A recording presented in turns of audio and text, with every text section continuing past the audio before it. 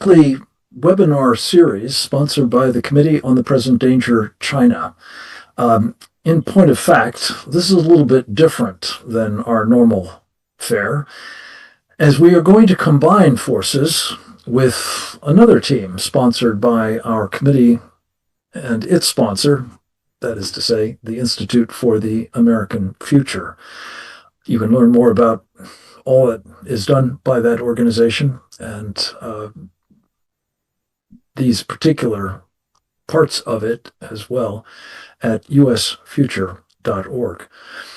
We're going to combine forces between the committee and the Victory Coalition, an outfit that has been created for the purposes of urging that the United States accept no substitute for victory, in particular in conflicts with Sharia supremacists and regimes like that of Iran, that is imbued with its ambitions for world domination and the destruction of our country. An agenda that it happens to also share with the Chinese Communist Party, as do others in that Sharia supremacist bloc, notably the nations of Turkey and Pakistan and Saudi Arabia, three nations that we are routinely told are allies of ours, but in point of fact are in most respects not only hostile and often uncooperative, but actually indeed committed to the replacement of the present world order, the replacement of the government of the United States in particular as a principal enabler of that world order, with Sharia, the agenda of Sharia supremacists, as I say, of both the Shia and the Sunni stripe. We're going to talk about what it means for all of that, specifically a world order that the dictator of communist China, Xi Jinping, has in mind, which is not the same arrangement as do these Sharia folks, but they do share an immediate common purpose, and that is getting rid of the obstacle to their respective ambitions, namely the United States of America.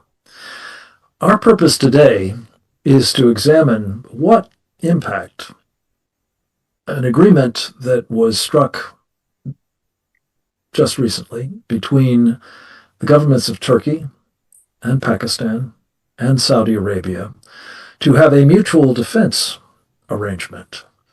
We're going to get different perspectives on the nature of, and especially the improbable durability of such a pact, but specifically what it means for a party that is not yet implicated in all of it directly, but is clearly behind the scenes very much a player, and that would be the Chinese Communist Party under Xi Jinping.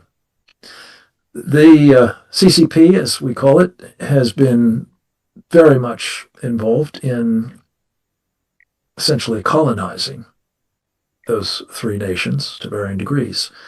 It has a very prominent stake, I think it is fair to say, in all three, and aspires to essentially govern their affairs, at least on the international scene, to the extent it can, in support of the ambitions of Xi.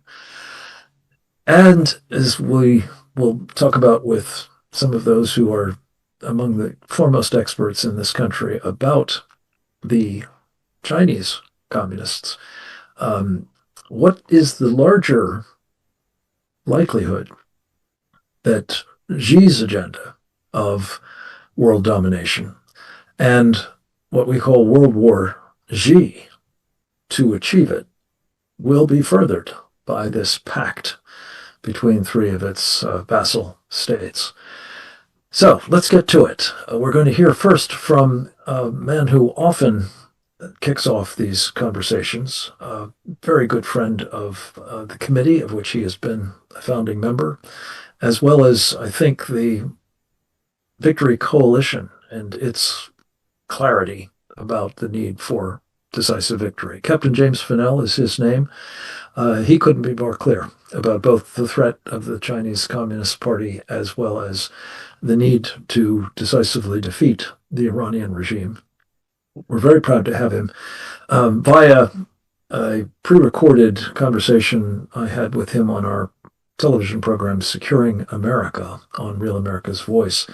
And we will go to the videotape with Captain James Fennell, United States Navy retired, former Chief of Intelligence and Information Operations for the U.S. Pacific Fleet before his retirement, and now the driving force behind a tremendously important information sharing Google group called Red Storm Risen. Let's go to the video now. It's obviously something of great concern. I think the president and his team are focused on trying to extend the Abraham Accords. So I'm not sure how that squares with these three nations being in a military, a cooperative alliance together. I think that the president's intentions may be correct. He's looking for something that would be good, but as you point out, there's a lot of risk here. When you look at the Turks, they have aspirations back to the Ottoman Empire, so they remember those days. They want to be a major player in the region. They have had historically very bad antagonistic attitudes towards Israel. So obviously Pakistan does, and Saudi Arabia, you know, the Abraham Accords have softened that on our perception of that, but it's still a very dangerous region. I'm not sure where this is going to go. I'm not sure if it's going to be effective. We can look at the memorandum of understanding that we signed or had with Iran, and that lasted, you know, not very long. So a lot of these agreements are temporary in nature, so we need to be making sure that we're not putting ourselves at risk. And at a strategic perspective, you know, we count on this region for a lot of things, and one of them was transit. I was just reading some history that we just celebrated the 156th anniversary of the first U.S. Navy warship that transited through the Suez Canal in 1870, August 11th and 12th of 1870. And we didn't use it. We weren't sending that ship there to go guard oil refineries in the Persian Gulf. There wasn't any. We sent that ship through because we wanted it to go to the Far East to be on station in China, in the Asiatic fleet. And that was a quicker way and a more secure and safe way to send our ships through. So there's a lot of reasons that for strategic purposes that we want these choke points and areas to stay open. And we would hope that an alliance like this would not put those at risk. And what is China's role and involvement in this is something that needs to be vetted out as well. They have close ties with all of these nations. You could say in many ways that Pakistan for sure is a proxy of the People's Republic of China. The relationship between China and Turkey is close, and also with Egypt. We saw PLA Air Force new tankers, the Y-20 tanker, and refueling Egyptian MiG-29s here in the last couple of years. So the Chinese tentacles are everywhere, and their main purpose is to cause us unnecessary harm and diversion away from what, you know, we said is the main thing. They don't want us to be able to start pivoting to the Pacific as a nation. I think that's also what's probably pushing some of this diplomatic initiative on the administration's part, is that they understand that we have to be able to shift our resources, not 100% of them, but we have to start making that shift to the Pacific in order to prepare for what appears to be the Chinese envelopment and taking of Taiwan and all that would entail for our national security. So we have great challenges. We have challenges with Ukraine and Russia. We have challenges clearly in this area of the Middle East. We have challenges with China. We have Putin is just now in Itarup Island, north of Hokkaido, pressing the Japanese, our ally in the Far East. And you got North Korea launching 2 short-range ballistic missiles here in the last week. They're piping off as another proxy of China. So we're facing real existential threats, real military threats around the globe, and it should be informing and affecting our budgeting process and what we're doing as a nation to defend ourselves. And we can't just keep ignoring these threats and wishing them away. That is for sure.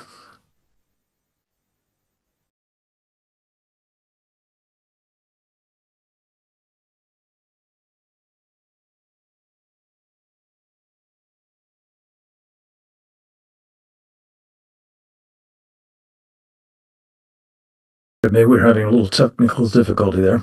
Can you hear me okay, Oleg? Can you see me? Yes, I can see you. I can hear you. That is for sure, Captain Fennell. We may not indulge in the delusion that we can wish these things away. We're going to examine, in fact, precisely why that is so in a bit more detail with one of our country's foremost experts on the Middle East. He is a grand strategist, more broadly, to be sure, but his specialty over decades of public service, both as a naval intelligence officer and as a senior official in the Departments of State and the National Security Council and the Office of the Vice President of the United States, has put him at the very pinnacle of policymaking in this arena, as well as understanding the complex and often very volatile dynamics of it. His name is Dr. David Wormser. In addition to all of that background, he is very much in the fight today at the Center for Security Policy, where he runs its Mideast program. He's been very active with us on both the Victory Coalition as well as, from time to time, the Committee on the Present Danger China, and we are very grateful for his participation live, which makes this all the more important. Dr. Wormser, thank you for your joining us once again. The floor is yours, sir. Thank you, and it's an honor. When you look at Middle Eastern alliances and so forth, there's sort of two levels. One is the physical level of what this brings to bear, what force multiplication is involved for each of the countries that joins this alliance, and who are they focused on. And then there's a second level, which is the political and geopolitical statement that it represents. It's aspirational, but it shows you the strategic direction that everything's headed. So let me start with the first level. The first level is straightforward. You have three countries, Saudi Arabia, Turkey, and Pakistan. They form an alliance. There's certain elements they bring to bear to each other. For example, obviously now in that alliance, which contains Article 5 clauses, namely if an attack on one is an attack on all the rest, include Pakistan, and Pakistan has nuclear weapons. So all of a sudden, kind of there's a nuclear umbrella that is now extended over Saudi Arabia and Turkey. We know that that is most likely a certain unreal thing. I mean, I would not dismiss it, but we see, for example, Turkey is itself beginning to show signs of moving toward some sort of a nuclear aspiration. We saw one of the reasons in the last few days the United States has conducted this negotiation and extraction of the nuclear material from Syria, the Deir Zohar, the nuclear structure that Israel bombed back in 2007. That was really a joint Syrian, North Korean, Iranian effort. There was some dangerous nuclear material there, and we negotiated its extraction. And one of the reasons we negotiated its extraction was the Israelis had picked up that the Turks were sending people there with the intent to extract it themselves. So this tells you that the Turks have some aspirations beginning to emerge even on that, but that also tells you that they're not fully confident that they have all the access they would want to Pakistan's nuclear weapons. So what I'm trying to say is, the force multiplication aspect of these treaties is limited. What matters more is the fact that it allows Turkey to deploy, countries that can deploy and have more power to project. It allows them to deploy ahead of time in a structure. in a war, Saudi Arabia could always ask Turkey to intervene, but Turkey's ability in the context of a war, with an emergency situation, to deploy 100,000 troops to Saudi Arabia to fight alongside Saudi Arabia is very limited. That very few countries in the world have that sort of force protection capability that the United States has so easily displayed all the time. Turkey does not, but Turkey is setting up bases all over the place, has more bases than the United States right now in the Middle East. And from what we can tell, this involves now the deployment of, and there are reports in the last few days, that Turkish air squadrons will deploy to Saudi Arabia. So we're seeing some military capability to this. But I would really focus less on that, because the history in the Middle East of these alliances is somewhat checkered. What's more important is what the strategic context of this is. And it shows that our policy in the region is grounded on obsolete and, quite frankly, dangerous assumptions because they're obsolete. With Pakistan, obviously the primary enemy for Pakistan is India. The second element of Pakistan is, because they're in such conflict with India, they've had a traditionally very close relationship with China. So that's point number one. So there's already an element here of Chinese involvement and a certain anti-Indian element to it. The second element is Turkey. Turkey, we're not noticing, but they're working with China to cobble together the Turkic nations of Central Asia into a belt that connects them to China. It has a certain economic aspect to it, but it is really more than that. It's the Chinese Belt and Road on the Turkish end. It's a strategic axis that is anchored or welded on top of a trade or transit axis. And now the Turkic nations in Central Asia aren't that happy about it. They don't necessarily, just because they're Turkic, want to follow Turkey. And there are some tensions surrounding that, because Turkey is Muslim Brotherhood. A lot of these nations are not. And Muslim Brotherhood, of course, is this dangerous ideological current that seeks the destruction of the West. And some of these countries, like Turkmenistan, I'm not sure about, but Kazakhstan and so forth, they're not so big on that. But nonetheless, this is the strategic game Turkey's playing with China. So we have the Chinese angle to Turkey. The second element of the Turkish angle is India. We in the West have not paid attention to this, but the tensions between India and Turkey are very high, and they have been high for a decade already. When the Indian security services arrested agents of the Turkish intelligence structures trying to foment an uprising among India's Muslims.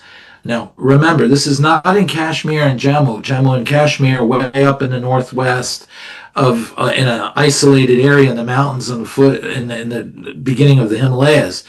This is the 200 million Muslims that are in India. Now, one can only imagine what sort of a destabilizing force trying to encourage an uprising in a civil war that involves 200 million Muslims could involve. One just has to remember what happened in 1947-48, just with the partition, which both sides agreed to, between Pakistan and India, which is really a Muslim-Hindu separation.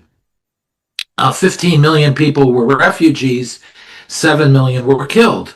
I believe those, I would check up on that to verify, but we're in that ballpark of millions killed. So one can only imagine how bloody and deadly a civil war that Turkey was trying to foment in India could be. Now, of course, who does that help the most? It helps the Chinese. So what you're seeing is a coalition emerging between China and Turkey, which we look at Turkey as a NATO member.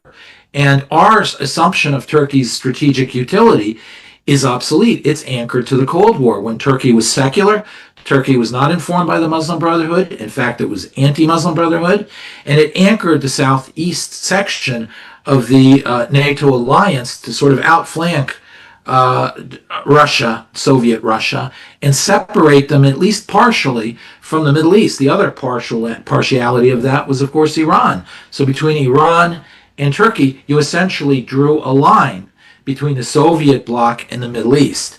And that was a key strategic element. And of course, Turkey was run by a government which looked to Europe it put both feet in the direction of the West, toward Europe.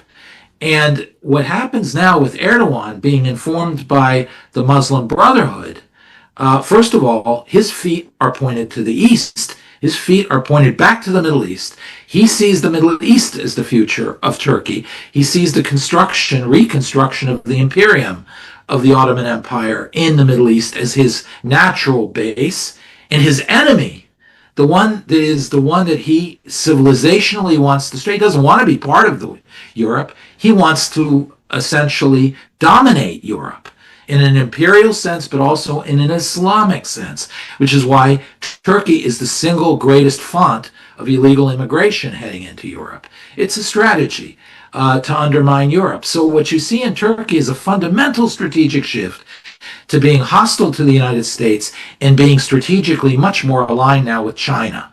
Now that brings us to Saudi Arabia. What's the game here? I think in Saudi Arabia, they are frustrated with the United States. They wanted the United States to go all the way in this war. We didn't go all the way in this war. And they see the United States fickle. The old perfidious Albion that was the moniker for Britain in the interwar period among many of its allies who felt frustrated that they weren't stalwart and resolved in their leadership of a bloc. People hedged. And that's what you're beginning to see now with the United States. Fair or unfair, I'm not criticizing the president, but that is the perception in Saudi Arabia that the United States doesn't really know what it wants, doesn't want to deal with Iran, doesn't want to destroy Iran's regime. What's the relationship with Israel? They see a very powerful pro-Israeli sentiment. They like that, actually, because it shows America stands by its allies. But now they see the United States getting back into Obama-era arguments with Israel over Gaza, over restraining themselves in Lebanon, over don't get involved with Iran because you're just going to burden us and it's going to cause us to be more, we're going to have to engage more seriously because the Israelis will break the dishes and go after the regime, and we prefer not to do that, and it'll cause problems with our Arab allies. The language of the Obama era is re-entering the American political lexicon strategically right now. And the Saudis see that, and their reaction is, well, we know where that leads. So they're trying to figure out a way to survive. So the first thing they do is they reach out to their enemy. Now, we know Iran's their enemy, but Turkey was also their enemy. There was a Cold War in the Middle East between Turkey and Egypt on one side and Saudi Arabia on the other. So Turkey versus Egypt and Saudi Arabia. And it was deadly. Turkey took the side of Qatar against Saudi Arabia. Everywhere you went, there were signs of this Cold War, and the UAE was helping the Saudis. You saw it in Libya, you saw it everywhere across the Middle East and Egypt. What the Saudis are doing right now is they're surrendering. They're surrendering to their enemy, Turkey. But that also involves, first of all, aligning with Turkish strategic interests, which do involve this alignment with China. And the second thing is their other enemy, which is Iran. They don't count on the United States to deliver victory over Iran. They think they're going to be left holding the bag with the poked but not dead bear of Iran. So they now see themselves as exposed entirely to Iran. And they know they don't have the ability to convince Iran directly not to go after them. So what do? They go to Iran's patron, China, and they tell China, look, we're going to give you what you want strategically. Oil at a reduced rate, strategic access to the region. We'll join this alliance with Turkey, and your strategic aims that are being executed or materialized through Turkey, we're going to join all that. We're going to give you what you want, but you have to help us. You have to essentially put the reins on Tehran, on Iran, and you have to pull them back, and you have to protect us from Tehran. So they're looking to patronage from China now to protect them from Tehran. So what you see is a complete surrender of Saudi Arabia right now to its strategic enemies, because it no longer feels it has the confidence of a backstop from the United States. That also now goes to North Africa, the final piece of this, and then I'll leave it at that, which is Egypt is in the same place, really. It is in the middle of essentially a Muslim Brotherhood takeover of the country. Assisi doesn't feel he really has the power to resist it anymore. It would lead to civil war, and he doesn't believe he has the rank and file, even of his military or security services behind him. So essentially, he's recognizing the fact that the Egyptian power structures are now effectively controlled by the Muslim Brotherhood, which of course anchored to Turkey, which was his arch enemy. So he too is beginning to cut a deal with Turkey, and you see it by bringing in Chinese troops to do joint exercises. You see it with bending Haftar, the proxy that Egypt had in Libya, against Turkish forces in western Libya. All these now are bending, using a Catholic term, they're coming to Canossa. They're bending the knee to Turkey. And Egypt is beginning to strategically align with China and Turkey. The only problem Egypt has is twofold. One is that he needs to survive, and there's a lot of corruption, and the Muslim Brotherhood is not 100% on that. So he's still trying to cut the arrangement with the Muslim Brotherhood that allows him to survive, but Muslim Brotherhood runs the country on behalf of Turkey. The second part of it is I believe it's Article 6 of the peace treaty with Israel, that essentially that says that Egypt can enter into no structure that could potentially commit it to warfare against Israel. And given that this alliance with Turkey and the rhetoric from Turkey is quite clear about Israel, Hakan Fidan just today threatened Israel directly by saying if they don't give in to Turkey's vision of Gaza, then there will be an escalation against the tripartite alliance. So this is emerging as not only an anti-Indian, but as an anti-Israeli alliance and an anti-UAE alliance, because the UAE is aligned with Israel, etc. And when Saudi Arabia surrendered, it threw basically UAE overboard. This is an anti-UAE Indian and Israeli alliance, and Article 6 of the peace treaty essentially prevents Egypt from joining without it becoming a major diplomatic crisis that could lead to an Egyptian-Israeli war. I think that's still in the future, but I at the moment, Egypt, at least is hopefully, Egypt still remains out of that arrangement and seems to not yet want to join it. However, strategically, Egypt's already moving into that camp. We see, we discussed the Middle East, we discussed Central Asia, but North Africa and Africa overall is a major Chinese play. And this is where the Turks play such a huge role for China, is by taking over North Africa. And you're seeing Turkish bases in Libya, Turkish bases in the Sahel region of North Africa, just under the littoral, where the Wagner forces of the Soviets or the Russians are leaving, and a vacuum's creating. Turkey is filling that vacuum. Turkey is dominating via its position in Somalia, the Horn of Africa, and this is creating a strategic anchor, not only for Turkey all over North Africa, but China, which is now accessing the Great Lakes region to the south for all the raw materials.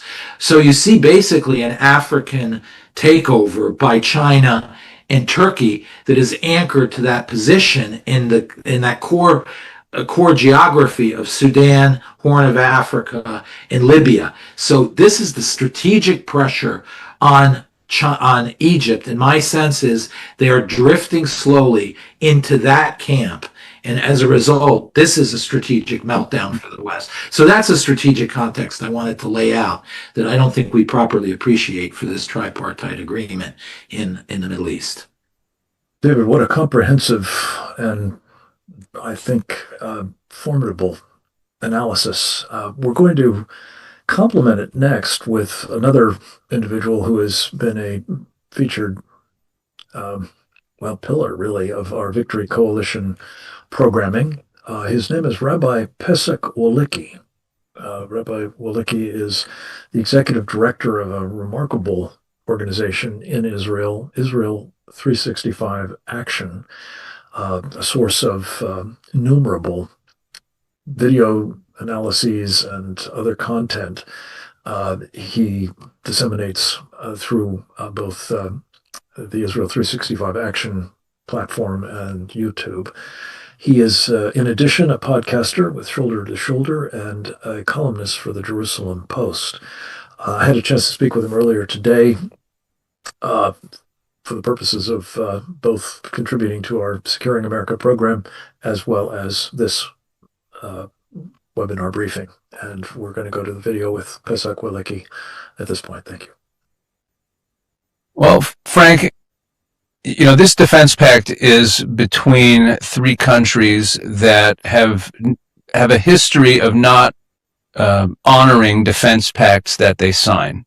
We'll get to that later. I'm not saying that there isn't anything worrisome about this pact, but we have to take it all with a very big grain of Middle Eastern salt. In the initial reporting, the initial Reuters report about this pact when it was announced, it stated that there's no specifics on the commitments each country had accepted, and it's not clear how far their agreement would bind them. And in the statements that came out from the various governments right after it was signed, it was full of hedging, where they were saying, well, this isn't, there's nothing offensive about this, this is only defensive, it's not offensive, and it's not directed at any specific country. There was a lot of hedging going on. And it leads one to the question of what this pact actually is. Like, what are they actually committing themselves to? So that's one aspect of it. And that would bring us into any of the potential, minutia in the pact. But what you're pointing to is a larger issue. I still think it's a very dangerous thing. So number one, it's deliberately vague. Number two, Pakistan and Saudi Arabia actually already signed a mutual defense pact back in September 2025. So correctly understood, and I saw a few analysts who pointed this out, this is really Turkey joining the already existing Saudi-Pakistani defense pact that already existed. Now, the reason that's significant is that since the signing of the Saudi-Pakistani defense pact, which was supposed to be kind of like NATO Article 5 style mutual responsibility, that if, one is attacked, both are attacked. That's what it was supposed to be. And Turkish Foreign Minister Hakan Fidan, after they joined this three-way pact, made a point of stating that this is just like NATO Article 5. He wanted to say that. But from the end of February, when the United States and Israel launched Epic Fury or Roaring Lion, depending on which country's name you choose, ever since they launched the war against Iran, Saudi Arabia has been under attack by Iran intermittently, more intensely earlier in the war. Pakistan never lifted a finger on their behalf. On the contrary, Pakistan was aiding and abetting the Iranians. We know that they sheltered Iranian aircraft during the war from American attacks. They aided and abetted the Iranians and still do in breaking the blockade by opening up more and more overland trade routes, and they're continuing to help Iran. So the fact that they have a mutual defense pact with Saudi Arabia meant absolutely zero during the course of this war, and yet they're now signing this other pact. So this is what I meant when I said that it's not clear what it actually will mean in practice. We should also take a look at what just happened in Turkey the other day. A couple days ago, I think it was 2 days ago, Mahmoud Abbas, the president of the Palestinian Authority, was in Turkey for a state visit. And Erdogan and Abbas, it didn't get a whole lot of coverage. You might have seen some coverage of it where people were just quoting this one line that Erdogan reaffirmed his support for Palestinian statehood. But if I took the speeches. Erdogan's speech was in Turkish, Abbas's speech was in Arabic, and I got them translated, and I read through everything they said. And Mahmoud Abbas, president of the Palestinian Authority, he pointed to this agreement between Turkey, Saudi Arabia, and Pakistan, and said that this signals, the dawning of a new alliance of the Sunni world, of the Muslim world, and he was hailing it in the sense of it being part of Erdogan's neo-Ottoman ambitions. He didn't use those words, but both of their speeches were very much about how Turkey is now the patron of the Sunni world. So Turkey certainly wants to use this pact as a way of strengthening their positioning and being able to flex their muscles. But again, the history of defense pacts in the Middle East, and this goes back a long, long time, people just don't keep them. The Arab League had a joint defense pact starting back in 1950 that never actually functioned. In 2015, there was an Islamic military counterterrorism coalition with like 40 countries. It never did anything. There was then another, there's been over and over again, there have been these defense pacts that have never amounted to anything. Let me ask you about this, though. Sure. I take that point that, these are scoundrels. There's no honor among thieves. But the point is, one of the things that I think is potentially operating here and is worrying is the extent to which the Saudis have historically, at least, for the past decade or so, viewed the Muslim Brotherhood as a threat to their, kingdom, to the ruling of the royal family specifically. The Turks are the Muslim Brotherhood at this point, and vice versa. Of course, joined by the Qataris in financing it all. If the Saudis are now saying they would like to be aligned with the Turks, however, ephemeral this might be, does that bespeak a shift in terms of an accommodation to the Brotherhood by the Saudis that is potentially of a more enduring problem, for one, and also possibly not just for the royal family, but others as well. Who knows? No, I don't think it speaks to any kind of shift at all. The Saudis have, despite the fact that they officially banned the Muslim Brotherhood, and that's what you're pointing to, they also for years have been backing a Muslim Brotherhood militia in Yemen against the Houthis. I mean, they actually fund a Muslim Brotherhood group there.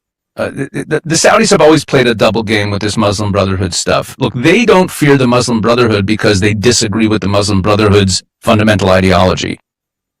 No. They banned the Muslim Brotherhood because the Muslim Brotherhood sees all Arab governments, all independent state governments as illegitimate, and they view the Saudi royal family as illegitimate, and they're worried that the Muslim Brotherhood will destabilize that. And that's where we have to look if we're going to bring in the China piece, because even though all of these three countries, Saudi Arabia, Turkey, Pakistan, all have working relationships, let's say, with the Chinese, with Pakistan is at a different level.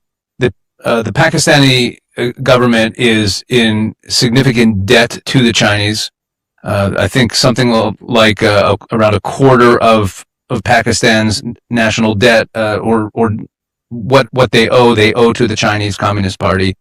When I mentioned before that they opened overland routes into Iran to break the Trump administration's blockade, the American blockade on Iran, that was really at the behest of the Chinese. The Pakistani foreign minister actually said, Ishaq Dar, he actually said out loud a few months ago that when they proposed, when they worked as mediator, getting that first ceasefire and then working as mediator between the Americans and the Iranians, he said out loud on the floor of the Pakistani parliament, in Arabic, of course, that every move that he made was coordinated with Wang Yi, the foreign minister of the Chinese Communist Party.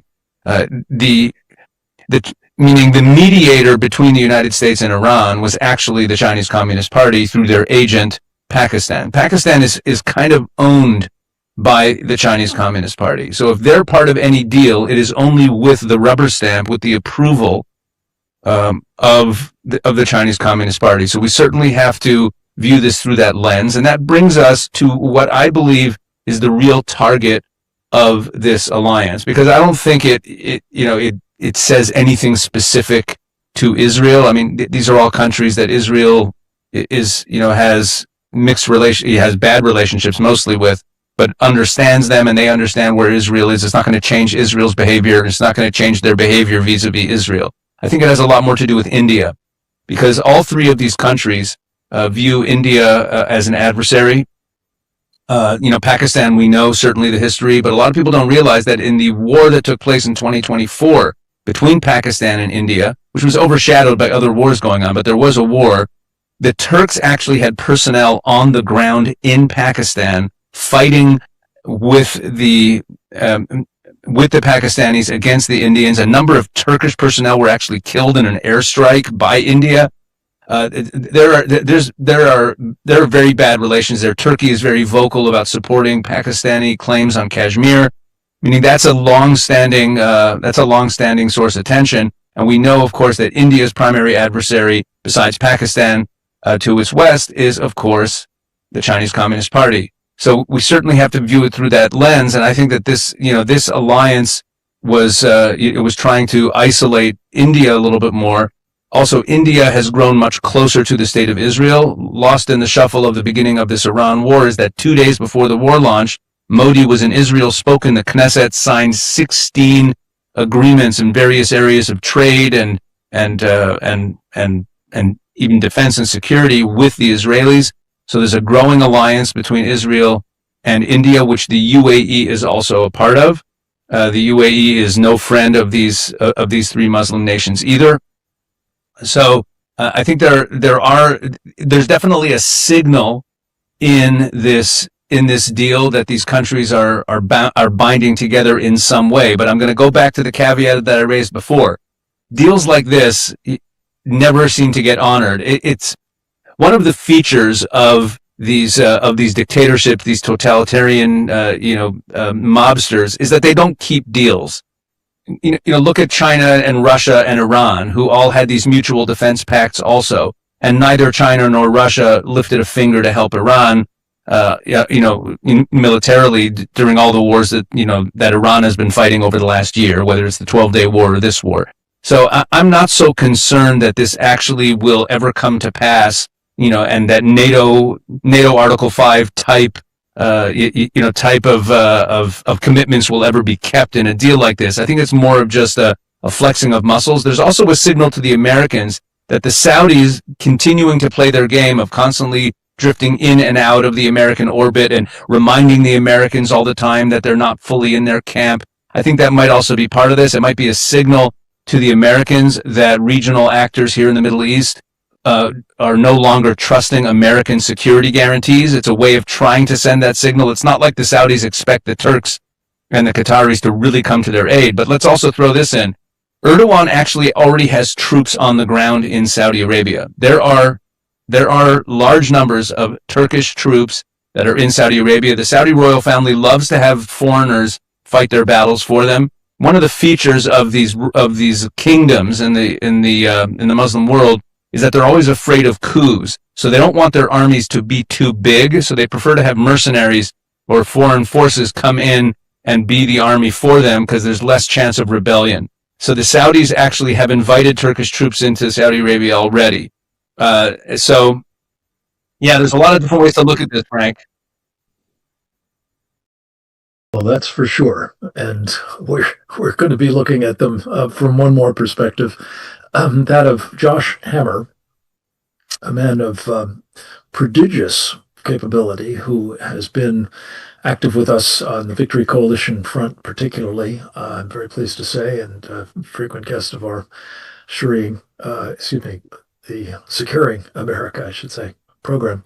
In fact, we've got a clip from his most recent interview with us that we wanted to play for this purpose. But before we do, let me just say he's a columnist, I believe, for Newsweek. He is an attorney by training and counsel to the Article 3 project with Mike Davis. He is a podcaster and television host of his own program, the very, I think, important Josh Hammer program. And one of the people who has most astutely understood the connection between the fate of Israel and that of civilization more generally. It turns out that Israel's enemies are seeking the destruction not only of the Jewish state, but of course of ours, I think without exception, and that of Western civilization more generally.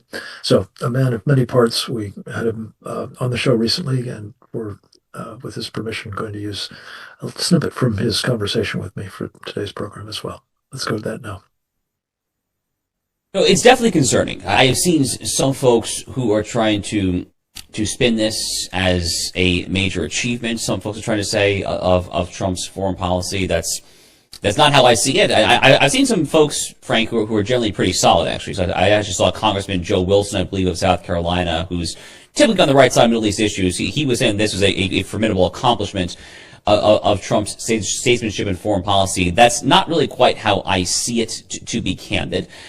Turkey under Recep Tayyip Erdogan is emerging as perhaps the single most problematic actor in the entire Muslim world, which is a really strong statement given the fact that that title's been held by Iran for the past 47 years, more or less. But in some ways, it seems to me that Iran is actually on the decline. Regardless of how this current operation ends, they have taken one on the chin.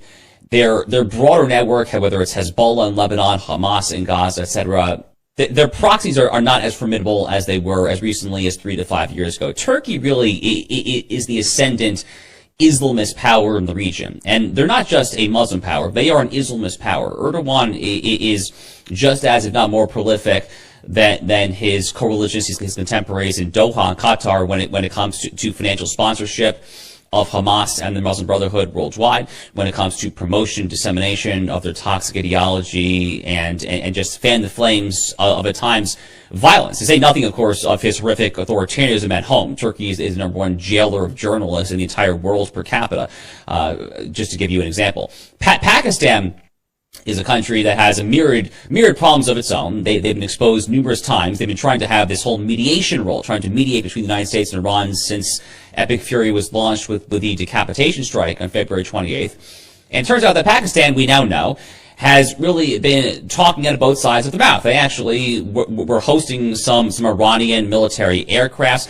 Pakistan is very, very close to Iran. Pakistan, going further back, I think Americans will not forget, was actually where Osama bin Laden was hiding. And the Pakistanis, who were ostensibly America's ally at the time, were more than aware of that. So I think it's very problematic. And Saudi Arabia is the big kahuna in the entire Muslim world, because they're the custodians of Islam's holy sites. The Saudi Arabia piece, Frank, I'm not entirely sure what to make of it. To be candid, Trump seems to get along very well with Mohammed bin Salman, and I was optimistic after. So let's go back to the Biden administration. During the Biden administration, the Saudis actually welcomed in China to expand their Belt and Road Initiative there in the Arabian Peninsula. But when Trump came back, I was optimistic that the Saudis would stay within the American sphere of influence in this U.S. versus China great power competition. That's really the name of the geopolitical game this century. And for a time, it looked like that was going to happen. So when Trump went to the Gulf in May of 2025, he got these massive investment pledges from Riyadh, Abu Dhabi, Doha, etc. But I think that a lot of these countries are quite skittish now, because they have seen America's, shall we say, at times schizophrenic approach to the current conflict with Iran. So they're hedging their bets. They're hedging their bets on America's staying power in the region. And unfortunately, given China's immense ties to Pakistan is in some ways basically a satrapy at this point of Beijing. So given China's immense ties to Pakistan, and their slightly less intense but nonetheless existent ties to Saudi and Turkey, yeah, I think there's potential to be real concerns here. I don't actually really know what's happening currently in Riyadh. It's very hard to tell, frankly. A lot of the reports that I read seem to indicate that on the one hand, bin Salman was egging on Trump to finish the job, to go hard. At one point, just over the past month or so, it looked like the Saudis actually were teaming up with the United States on airstrikes on Iranian militias operating in Iraq. And then on the other side, out of the other side of their mouth, yes, they are teaming up with Erdogan, who is the number one or number two funder of the Brotherhood, the same Brotherhood that is ostensibly banned within the Kingdom of Saudi Arabia. So it's very hard, frankly, for me at least, to figure out what exactly is currently going on with the Kingdom of Saudi Arabia. But it's not great. It's not great that they are allying like this with Turkey and Pakistan, which are both very problematic countries. China is America's biggest enemy of the century. There is no doubt about that. I like to joke on my own show, Frank, that China is our first, second, third, and fourth gravest threat this century. And yeah, I think that there is something to be said for this red-green alliance, this Marxist-Islamist alliance, happening not just here in the United States, where it's definitely happening, that's Mamdani, al-Sayed, et cetera, but now it's happening, it seems, to an extent on the geopolitical chessboard, with the biggest communist country in the world, the most formidable one, the Chinese Communist Party, the People's Republic of China, and then this new axis of Pakistan, India, and Pakistan, Turkey, and Saudi Arabia. So there's potential very much to be concerned. There is reason to be concerned. I think that's the takeaway from all four of these very important presentations. I'm delighted that we still have, I believe, Dr. Wormser with us, and I would like to summon him forward for a bit of Q&A with me. I want to start with a proposition. And the trouble with history, of course, is that when you're in it, you may not recognize that it's being made around you.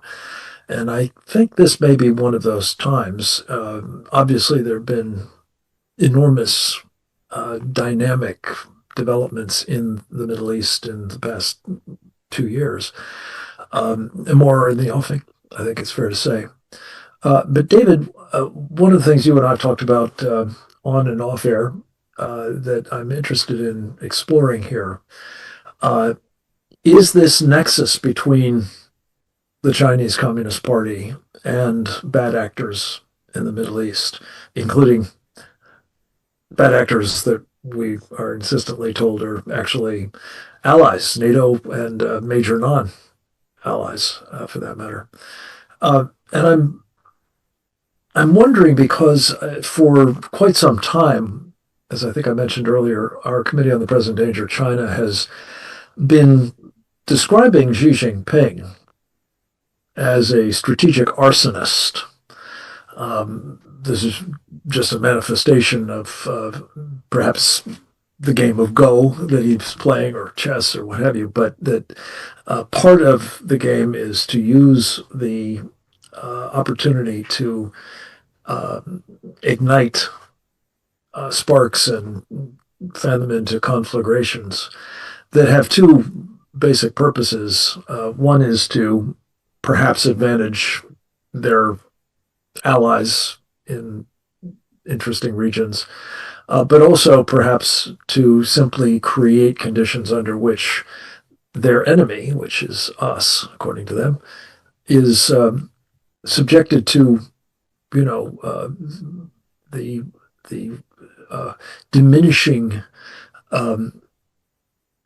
resources, both financial and military and otherwise economic and geostrategic, to engage in the conflict or deterrence of it that Xi ultimately has in mind in the Pacific theater and perhaps elsewhere. My point is this, David: could what we've just been discussing, in terms of maybe, yes, a marriage of convenience, maybe just another temporary, mutual defense pact that is of no enduring importance, but nonetheless suggests that, as I think you were contending, American power is on the wane in the Middle East, and there's a vacuum to be filled, and China, with its friends, intends to do that. That could move us further in the direction of what I think of as World War Xi, and make more likely the seizing of the day that Xi seems to be poised to do vis-a-vis Taiwan and perhaps other friends and allies and interests of ours, including maybe even us, possibly even here at home at the same time. Your thoughts, sir? Well, no, absolutely. I think it's well said by you right now. That look, the strategy is there's a misperception that strategy is a military question, and I think in this context, there are military elements to strategy always, and we can look at the military structure of this alliance, but there are other major elements of strategy here that are, for example, cultural capital. Does your nation possess the cultural self-confidence? And what we see is, in a Middle East context, I mean, we're not going to get into here in this panel now about the attack on American culture in America by agents of China and using Hollywood and other things. But, the Iranians said the quiet part out loud in 1979 when they called Israel the little Satan and America the great Satan. There was an understanding already the Soviet Union had in the Cold War that the war between Israel and its neighbors was a proxy war representing and symbolizing and embodying the larger world war that was raging at the time in the framework of the Cold War, which is why for the Soviets, it was critically important to move in to take over Arab nationalism in 56 after the 56 war. It was critically important for the Soviet Union to leverage the Palestinian issue and create the PLO and Palestinian nationalism in 64 as the anchor for its more global focused non-aligned movement, decolonization, not decolonization strategy, but exploitation of decolonization, to link up with what happened in Vietnam and Algeria and so forth. It was also important in 67, did not end very well for the Soviets, so they re-engaged and started pouring weapons in 1970 in the war of attrition, 67 to 70, also failed, so they put a lot into the 73 war, and the 73 war was a major event in the Cold War, as then later was the 82 war, because the 82 war both took care, on one level, of setting the stage for the technological proxy war between the Soviets and America, with Israel's taking out the whole air defense system of Syria and so forth in the Bekaa Valley, but also destroying the non-aligned movement decolonization strategy of the Soviets. So all along, the Soviets understood that the Arab-Israeli was at the core element of the larger global Cold War, that the Iranians then marched in, and of course derived in part from that cesspool of Soviet politics and Soviet subversive warfare. The Iranian Revolution emerged from some of these structures, and of course they said the quiet part out loud, that Israel is part of the satanic structure that they're going to destroy. And the Chinese are being very careful not to say that, but in point of fact, that is what we're seeing. A world war waged in the region against America's key allies, of which Israel ranks very high. But India is emerging as a major strategic asset of the West. We're not really an ally with them, but we should be. And so you're seeing the great effort now being made to destabilize that. You're seeing the effort being made to destabilize American allies everywhere, whether it was Saudi Arabia, whether it was Egypt. So all along, China has been waging this subversive warfare in the Middle East, against Western cultural capital, civilizational alliances. And at the core of it, the most dangerous one is Israel, because there is no extraction of the resurrection of Israel from the foundations of Western civilization. It is who we are. We are a Christian nation. Our Christianity has its anchor and roots in the ancient history of the Jewish people. We were conceived in 1776, really before, in the entire colonial enterprise as the New Jerusalem. So, of course, if they can destroy the old Jerusalem, they destroy a core element of Western civilization. And that's why China's aligned, being a secular, anti-religious, communist structure with the Muslim Brotherhood, a religious structure, because at the core of both, first and foremost, is the imperative of destruction of the West. And the imperative of the destruction of Western assets in the region, first and foremost, are the cultural aspects, the image of America, the credibility of America, the stature of America, but then most importantly, the civilizational roots of America that lie in Christianity, whose cradle is the Middle East, and is deeply intertwined with the resurrection of Israel, even on a strategic level, with the minorities that are struggling to survive now and increasingly seeing Israel as their only ally to help them survive in Lebanon and other areas. So the military aspect of this alliance is very concerning on many ways, but to me, much more concerning is that the Chinese, through this alliance, are really taking the ball, and we're now fighting a defensive war in our court, rather than on our side of the court, rather than taking it to them. And that is what this alliance embodies, in my view. David, I think that's a most important insight. And again, I'm thinking a little bit more about the calculations in the mind of a guy like Xi as to whether he's sufficiently changed the correlation of forces, as you know the Soviets used to call it, to essentially give him the latitude that he seeks to take Taiwan one way or the other.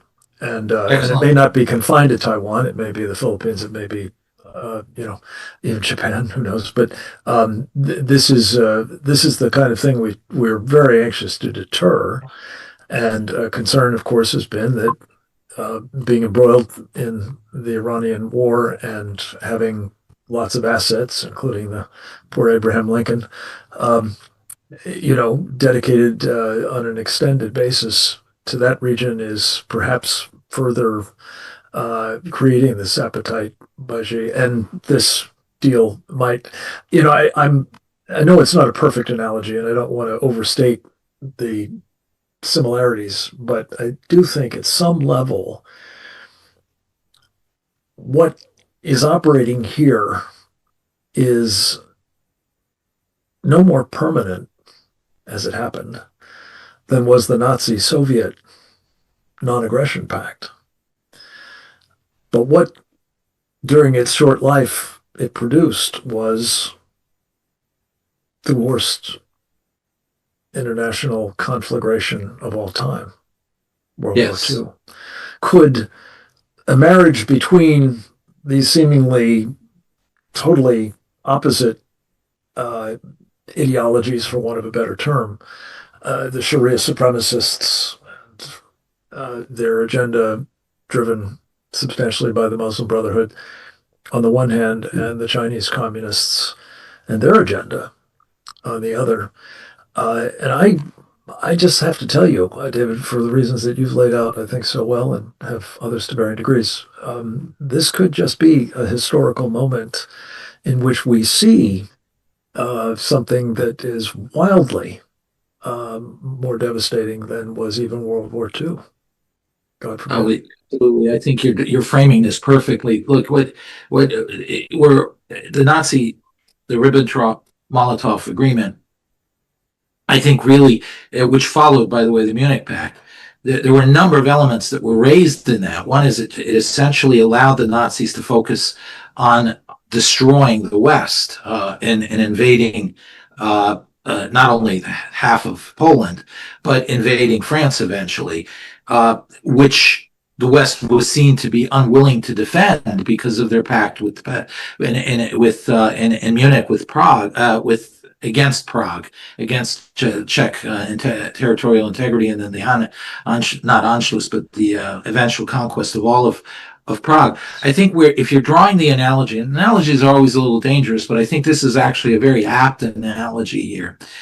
What we're really seeing is that this was a war, like really the 30s, had the not United States, but had the United Kingdom and France reacted resolutely in 36 to Hitler, World War II would have been very different. Had they reacted very resolutely to the threat to Czechoslovakia, it would have been very different. But they didn't. And that essentially teed up a world war. In this specific case, we are facing a situation where Israel acted last summer, and it was a devastating blow to China, not just to Iran, to China. And then Israel and America acted again last February, and it was a devastating blow for China. Why do I say that?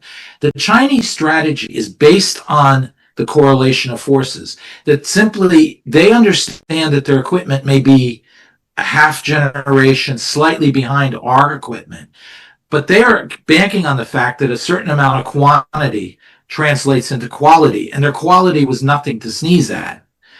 And along come the Israelis, which attack Iran, which is a fairly sophisticated military. They look ridiculous, but they are a fairly sophisticated military in a country that is, 37 times the size of Israel, that is 12 times the size of its population, etc. And Israel, without losing an aircraft, devastates twice the entire reigning structure of the Iranian system, and the entire command and control structure of the Iranian system, and the entire air defense structure of the Iranian system. The Chinese looked at that and they were terrified, because if Israel can do it, America can do it. And if America can do it, then their whole calculation of victory, their whole concept of correlation of forces is thrown out the window.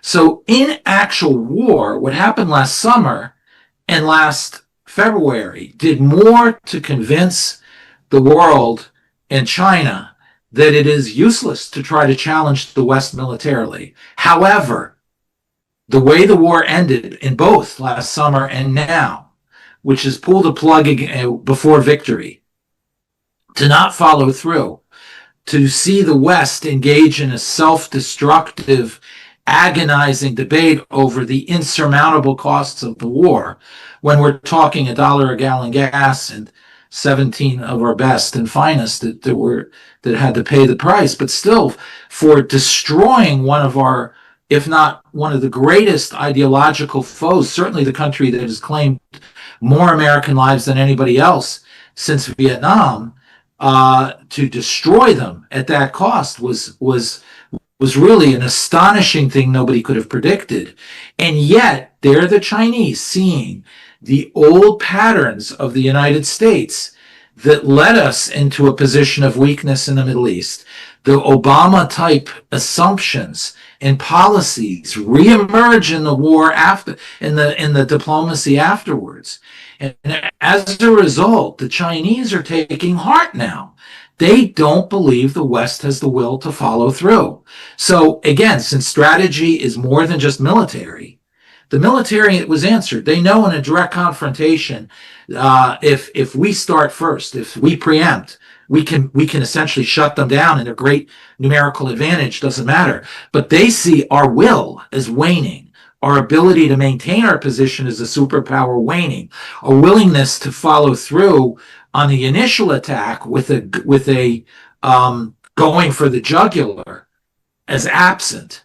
And as a result, this moment in history, which could have turned into a counterfactual history of what would have happened in 1935, 36, 37 with the remilitarization of the Ruhr land and so forth, we were going one way where the West did it right this time, and now we've swerved and veered into the other direction, and the Chinese are beginning to think that actually, in terms of where it really matters, force, strategy, and will all combined, they have the upper hand. And that means it tees it up for exactly what happened in the Molotov-Ribbentrop Agreement, or what, frankly, led to the Molotov-Ribbentrop Agreement.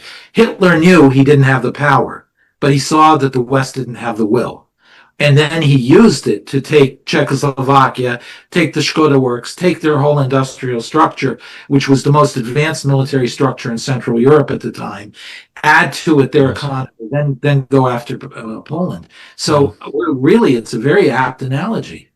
David, the other piece of this that you're deeply versed in, particularly in the Middle East context, but I think, again, you're a grand strategist with a global understanding as well. And I think most of us just don't think this way, but so many of the people that we're up against now are products of, if not fairly still close to, the life condition of subsistence societies in which the calculation of power, who has it, who's aspiring to get it, what the chances are they will, who will prevail if they try, and so on, are matters of life and death, day in and day out. You know, the old line about when the elephants are stomping around, the ants get crushed. Well, the little people can suffer immensely. And so their ability to sort of be attuned to these subtle changes in relative strength are very significant. And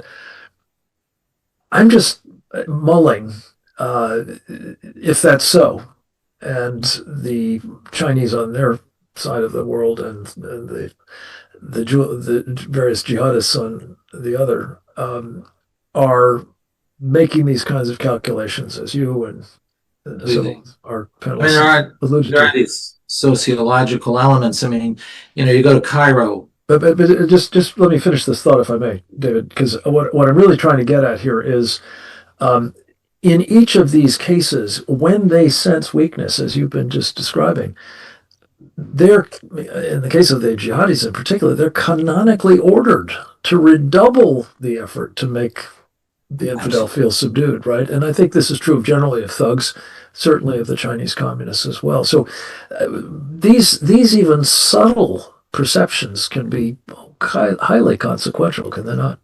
Completely. No, absolutely. Absolutely. You know, we don't understand how good and graceful the American people are, and how we don't believe power is inherently a moral purpose.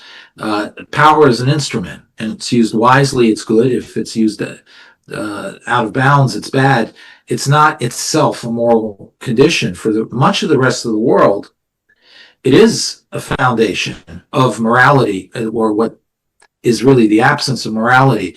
You know, you go to Cairo and you compare it to New York, two cities who roughly have the same massive populations.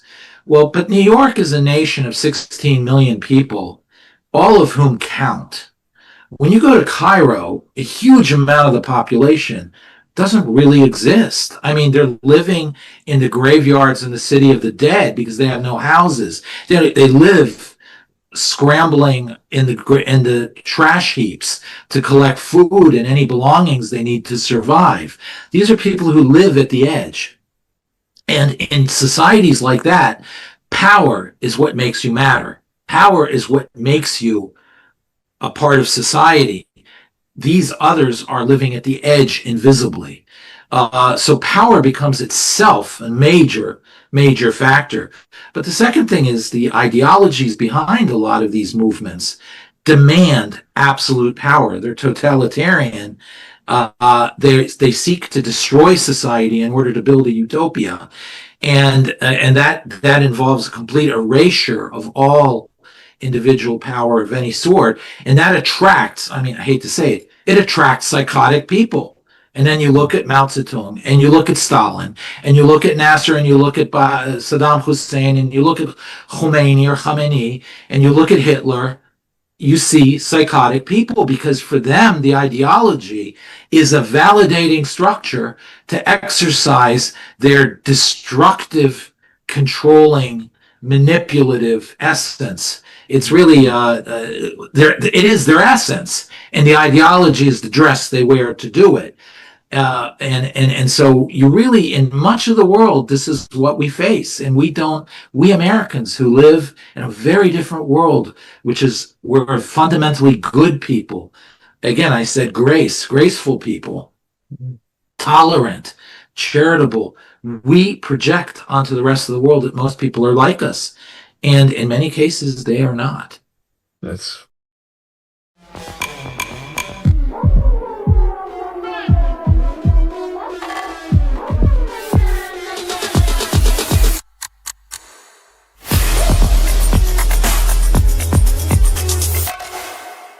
for sure.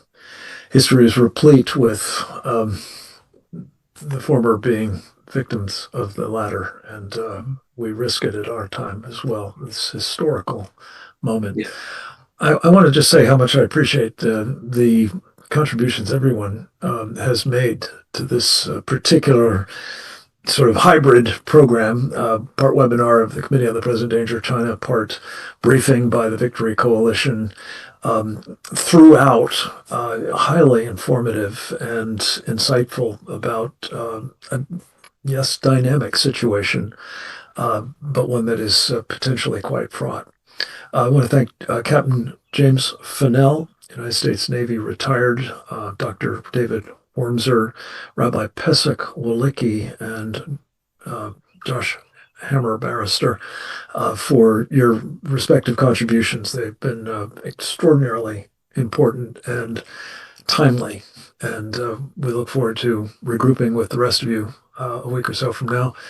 In the meantime, I hope you will stay well and that you will be doing your part by taking this information when it is available in a finished form shortly, thanks to our colleague Oleg Abashian, and also Justin Johnson of our Securing America program, to make it available to your circles of influence and otherwise bring it to the attention of people who represent you, ideally, and who have a need to know about the challenges that we've discussed and the importance for America of countering misperceptions and threats before they metastasize.